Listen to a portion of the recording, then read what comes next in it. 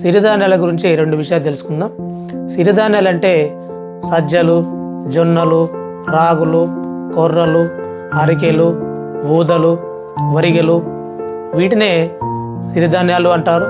మరి ఇంగ్లీష్లో కూడా వీటిని మిల్లెట్స్ అని కూడా అంటారు. ఈ మధ్యకాలంలో ఎక్కువగా వీటిని ఉపయోగిస్తున్నారు.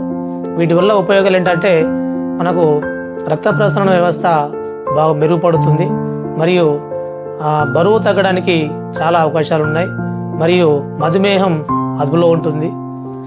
వీటి ద్వారా దోశలు చేసుకోవచ్చు, ఇడ్లీలు మరియు ఉప్మా, తర్వాత సంకటి.